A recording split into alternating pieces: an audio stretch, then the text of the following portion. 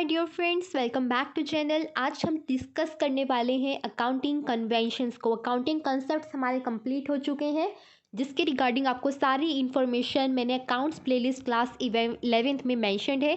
वहां जाकर आप सारे कॉन्सेप्ट्स को रिवाइज कर सकते हो। जिन्होंने अब तक नहीं देखा है वो उन्हें देख सकते हैं और अपने कॉन्सेप्ट्स को, अकाउंटिंग कॉन्सेप्ट्स को क्लियर कर सकते हैं। ठीक है, आज हमारा डिस्कशन अकाउंटिंग कन्वेंशंस के ऊपर होने वाला है। 3 अकाउंटिंग कन्वेंशंस पढ़ने वाले हैं।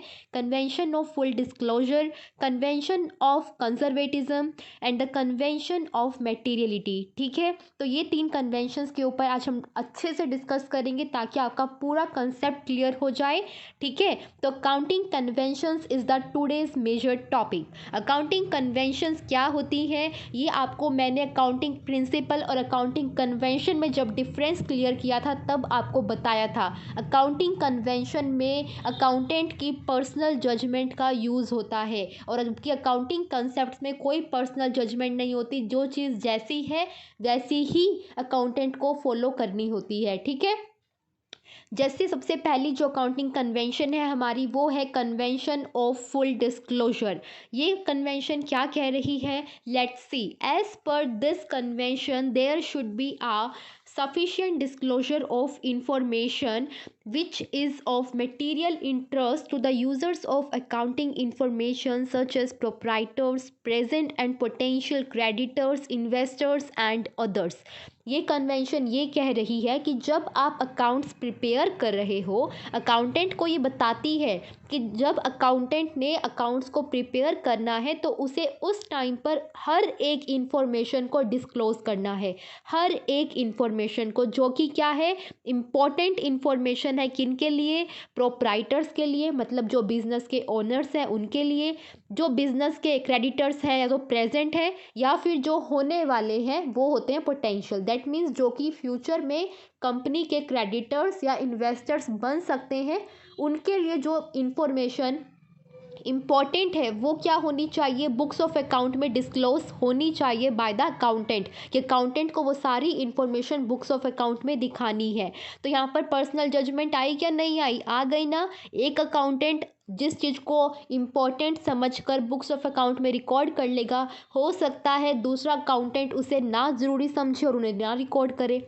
ठीक है, तो ये जो है convention of full disclosure, I hope आपको समझ आई है। आगे देखिए क्या लिखते हैं, this principle is very important and companies act has prescribed the format and contents of the profit and loss account and balance sheet.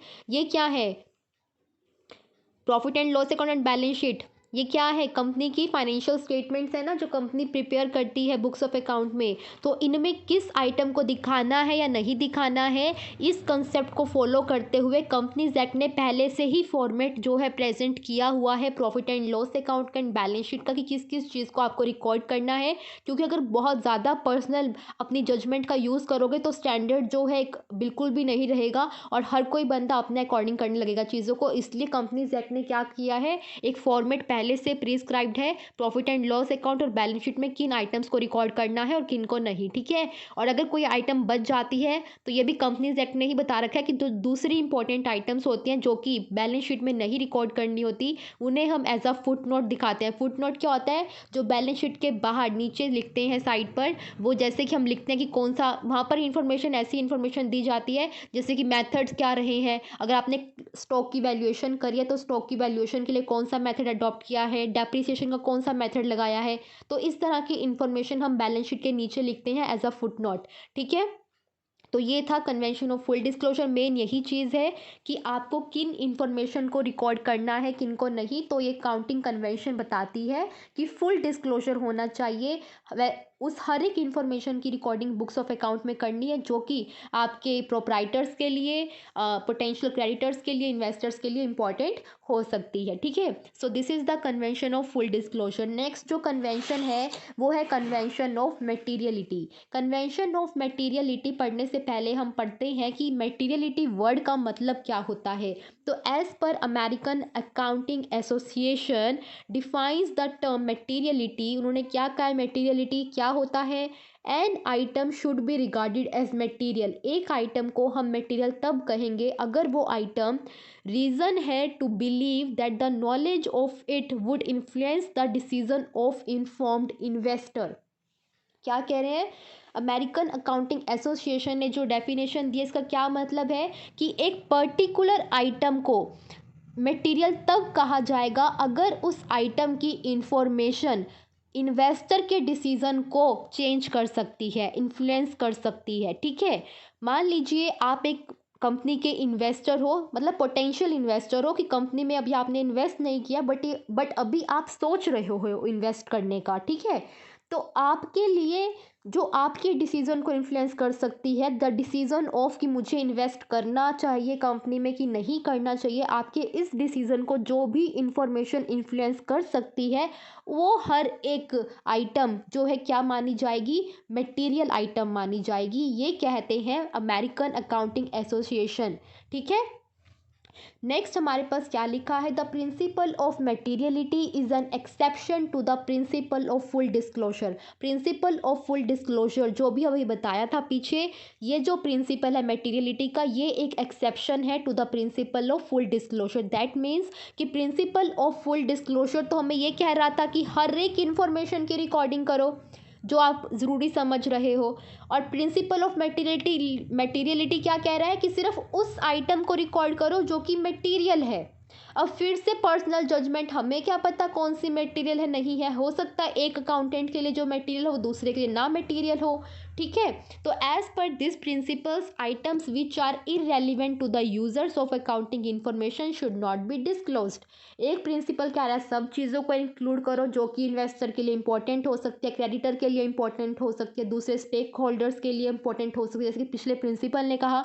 ये प्रिंसिपल कह रहा है सिर्फ उसी आइटम को रिकॉर्ड करो जो इन्वेस्टर के डिसीजन को इन्फ्लुएंस कर सकती है, बाकी सारी आइटम्स को जो है रिकॉर्ड करने की ज़रूरत नहीं है। ये प्रिंसिपल जो है हमारा मटेरियलिटी का कह रहा है। ठीक है, तो ये है हमारे पास यहाँ पर जो एक इम्पॉर्टेंट बात है, कई बार ऐसे होता है कि हमें जो है देखना होता है कि आपका क्या कंपनी का नेचर क्या है, क्योंकि पता है क्या है, अगर आपका एक छोटा बिजनेस है, लाइक स्मॉल बिजनेस है, आपकी एक शॉप है जहाँ पर आप छोटे छोटे टूल्स की जो है बिजनेस करते हो, उन टूल्स को बेचते हो। ठीक है, तो उस कंपनी के लिए जो टूल्स हैं वो बहुत इंपॉर्टेंट है कि अगर उसमें से कोई भी टूल इधर उधर हो जाता है, चाहे 500 रुपये का ही सामान इधर उधर हो जाता है, तो वो उस पर्टिकुलर छोटे से बिजनेस के लिए बहुत इंपॉर्टेंट चीज़ है। बट सपोज कीजिए एक बहुत बड़ी कंपनी है XYZ कंपनी जो कि बहुत बड़ी मैन्युफैक्चरिंग कर मतलब बहुत बड़े लेवल पर मैन्युफैक्चरिंग करती है, तो उस कंपनी के लिए अगर 500 रुपये के छोटे मोटे टूल्स इधर उधर हो गए तो क्या वो इसके लिए मटेरियल माने जाएंगे? बिल्कुल भी नहीं, उसके लिए वो मटेरियल रहेंगे ही नहीं। ठीक है ना, तो यही बात है कि जो छोटे मोटे अमाउंट्स की ट्रांजेक्शन्स होती हैं कि कोई अमाउंट हमारे लिए मटेरियल है नहीं है, कोई पर्टिकुलर आइटम मटेरियल है या नहीं है, वो ये भी इस बात पर भी डिपेंड करता है कि कंपनी का जो नेचर है वो कैसा है। अगर कंपनी इतनी लार्ज स्केल की है तो उस कंपनी के लिए मान लीजिए वो स्मॉल टूल्स खरीद कर लाए थे जो कि इधर उधर हो गए, तो मतलब उनका जो उसके कारण जो लॉस हुआ तो कंपनी वो रिकॉर्ड नहीं करेगी शायद। बट क्योंकि कंसेप्ट ऑफ मटेरियलिटी को फॉलो करना है, कन्वेंशन कह रही है कि जो इमटेरियल है उसको मत रिकॉर्ड करो, वो कंपनी कहेगी तो इमटेरियल चीज़ है कोई बात नहीं, इतना थोड़ा बहुत तो हो ही जाता है। बट दूसरी ऑर्गेनाइजेशन जो कि इतनी छोटी सी ऑर्गेनाइजेशन है उसका तो मेन बिजनेस ही टूल्स का खरीदना और बेचना है, तो इस ऑर्गेनाइजेशन के लिए तो क्या होगा, इस ऑर्गेनाइजेशन के लिए ऑब्वियसली मटेरियल थिंग होगी। 500 रुपये के टूल्स घूम जाना जिसका महीने का प्रॉफिट ही 10-15 हज़ार होता है, उसका 500 रुपये कम हो गया मान लीजिए, तो वो इसके लिए एक बहुत बड़ी बात है। तो ये ऑर्गेनाइजेशन इस आइटम की रिकॉर्डिंग करेगी। ठीक है, तो ये होता है कन्वेंशन ऑफ मटेरियलिटी। जो इंपॉर्टेंट बात याद रखनी है कि this principle of materiality is an exception to the principle of full disclosure. तो ये दो हमारी कन्वेंशंस हो चुकी है। जो नेक्स्ट कन्वेंशन है हमारे पास वो है convention of conservatism. What is the convention of conservatism guys? As per this convention, all the anticipated losses should be recorded in the books of account and all the anticipated gains should be ignored. Anticipate करने का मतलब अनुमान लगाना कि future में क्या चीज़ हो सकती है। अगर आपका अनुमान है कि फ्यूचर में मुझे लॉस हो सकता है तो उसकी आप रिकॉर्डिंग करोगे बुक्स ऑफ अकाउंट में। बट अगर आपका अनुमान है प्रॉफिट हो सकता है तो उसकी रिकॉर्डिंग बुक्स ऑफ अकाउंट में नहीं करनी है, ये प्रिंसिपल बोल रहा है। ठीक है, मतलब कि इन शॉर्ट हम ये कह सकते हैं this is the principle of playing safe, कि हमें सेफ प्ले करना है कि अगर कोई भी लॉस आता हुआ नज़र आ रहा है उसकी रिकॉर्डिंग कर दो, उसके लिए प्रोविजंस जो है प्रिपेयर कर दो। ठीक है, और अगर कोई भी प्रॉफिट आता हुआ दिख रहा है तो ये नहीं है कि उसके कारण ढीले पड़ जाओ, वो नहीं करना है। ठीक है, तो यहाँ पर क्या पहला एग्जांपल जैसे उन्होंने लिखा है, closing stock is valued at cost price और realisable value whichever is less. Cost price क्या है, जिस प्राइस पर आपने स्टॉक को एक्वायर किया था, और रियलाइजेबल वैल्यू क्या है, जो मार्केट में अभी प्राइस चल रहा है। दैट मीन्स अगर अभी आप जाकर बेचते हो तो कितना पैसा आपको बदले में मिल सकता है, वो है उसकी रियलाइजेबल वैल्यू। तो आप क्लोजिंग स्टॉक हमेशा उसी प्राइस पर रिकॉर्ड करते हो जो दोनों में से कम होता है, क्योंकि आप सेफ प्ले करना चाहते हो। ठीक है, तो ये एग्जाम्पल है इस कन्वेंशन का। Second example, provision for doubtful debts is created in the anticipation of actual bad debts. Bad debts क्या होते हैं, मान लीजिए आपकी ऑर्गेनाइजेशन ने किसी को गुड्स बेचे थे और वो भी क्रेडिट पर बेचे थे, दैट मीन्स उधार पर दिए थे। अब ऑर्गेनाइजेशन ने जिस कस्टमर को गुड्स बेचे थे उस कस्टमर ने पैसे देने से कर दिया मना, या हमें इंफॉर्मेशन मिली है, अगर मना कर दिया वो एक अलग बात है, बट वो मना नहीं कर रहा, बट वो डिले किए जा रहा है कि दे दूंगा दे दूंगा दे दूंगा, तो फिर भी ऑर्गेनाइजेशन को लग रहा है कि भाई बैड डेट ही है, मुझे लग रहा है कि शायद नहीं देगा, तो मैं पहले से ही क्या कर लेता हूँ, प्रोविज़न बना लेता हूँ। प्रोविज़न का मतलब होता है थोड़ा सा अमाउंट अलग से निकाल कर रख देना किसी चीज़ के लिए, कि जो लॉस उसको पैसे ना मिलने के कारण होगा वो इस पैसे से रिकवर करेगा। ठीक है, तो वो होता है provision for doubtful debts. Doubtful debts that means जो कि डाउट में है कंपनी जिन अपने डेटर्स को लेकर कि वो पैसा देंगे कि नहीं देंगे। नेक्स्ट है provision for a pending lawsuit against the firm which may either be decided in its favour. Suppose कीजिए कंपनी का कोई केस चल रहा है कोर्ट के अंदर, और वो कोर्ट का जो रिजल्ट है, मतलब कि जो फाइनल उनकी जजमेंट आएगी कोर्ट वालों की, शायद हो सकता है कंपनी के फेवर में भी आ जाए और हो सकता है कंपनी के फेवर में ना आए। ठीक है, तो अगर कंपनी के फेवर में ना हुआ तो उस केस में कंपनी को लॉस होगा, राइट। तो उस लॉस के लिए भी पहले से ही अगर प्रोविजन बना लेती है कंपनी, तो वो भी किस कन्वेंशन के अकॉर्डिंग बनाएगी, कन्वेंशन ऑफ कंजर्वेटिज्म, जो कहता है कि सारे जितने भी लॉसेस आपको दिख रहे हैं कि फ्यूचर में हो सकते हैं, उन सारे लॉसेस के लिए पहले से ही कुछ अमाउंट साइड पर निकाल कर रख देना, वो होता है कन्वेंशन ऑफ कंजर्वेटिज्म। तो हमने टोटल आज 3 कन्वेंशंस पढ़ ली, convention of conservatism, full disclosure and materiality, ये थे हमारी 3 कन्वेंशंस। और इसके साथ हमारा जो अकाउंटिंग प्रिंसिपल्स का जो टॉपिक है अकाउंटिंग में वो कंप्लीट होता है। ठीक है, मैंने इतनी सही तरीके से समझाया है, शायद आपको क्लियर हुआ है नहीं हुआ है पता नहीं, मुझे कमेंट कर बताना गाइस कि आपको ये जितने अभी तक मैं चैप्टर्स करा चुकी हूँ अकाउंट्स में वो आपको यूज़फुल भी लग रहे हैं कि नहीं लग रहे हैं, समझ आ रहा है कि नहीं आ रहा। मुझे मतलब जानना है कि आप लोगों का पॉइंट ऑफ व्यू क्या है, कि ये यूज़फुल है भी क्या नहीं है, मतलब कि जो मैं बताना चाहती हूँ वो आप लोगों तक पहुँच रहा है कि नहीं पहुँच रहा है, आपको कंसेप्ट क्लियर हो रहे हैं। ये नहीं कि सिर्फ रट्टा नहीं मारना है ना, वो मतलब नहीं है यहाँ पर, कि चीज़ों को अच्छे से समझना मोटिव है यहाँ पर, कि जो चीज़ लिखी है वो क्यों लिखी है, वो ऐसे क्यों हो रही है, क्या मतलब है। लाइनों को बार बार क्रैम तो कोई भी कर लेगा, उसको समझ कर याद करवाना चाहती हूँ। ठीक है, तो अगर समझ आ रहा है नहीं आ रहा है तो मुझे प्लीज़ बताओ यार, कमेंट कर बताया करो कि हाँ ये चीज़ अच्छे से समझ आई नहीं आई। थोड़ा सा पार्टिसिपेट करो खुद से भी कि हाँ ये अच्छी लग रही है, या फिर अब ये वाला टॉपिक पहले करते हैं या ये बाद में करते हैं। आपको कोई नीड है पर्टिकुलर टॉपिक की तो वो मुझे बताया करो कमेंट कर। ठीक है, तो अभी के लिए इतना ही इस वीडियो में। अकाउंटिंग कन्वेंशंस कंप्लीट होती है, अकाउंटिंग प्रिंसिपल जो टॉपिक है वो कंप्लीट होता है, चैप्टर आपका कंप्लीट हो गया है। कंसेप्ट्स गाइस जिसको नहीं पता है, कंसेप्ट्स अकाउंटिंग कंसेप्ट्स जो हैं वो सारे कंप्लीटेड हो चुके हैं, उसके रिगार्डिंग 6 to 7 वीडियोज़ हैं, शायद उससे ज़्यादा ही ना हो।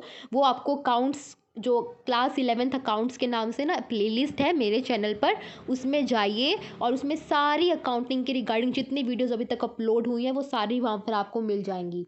ठीक है, वहाँ पर प्रॉपर मैंने प्लेलिस्ट क्रिएट कर रखी है हर सब्जेक्ट के रिगार्डिंग। फाइनेंशियल मैनेजमेंट की अलग प्लेलिस्ट है, अकाउंट्स की अलग प्लेलिस्ट है, तो वहाँ पर आपको ईजिली सब मिल जाएगा, बस आपको जाकर देखने की ज़रूरत है। बाकी मैं एक बार लिंक तो मेंशन करती ही हूँ डिस्क्रिप्शन बॉक्स में, वहाँ से भी आपको लिंक मिल जाएगा अकाउंटिंग की प्लेलिस्ट का। ठीक है, thank you very much for watching this video, bye bye, take care guys.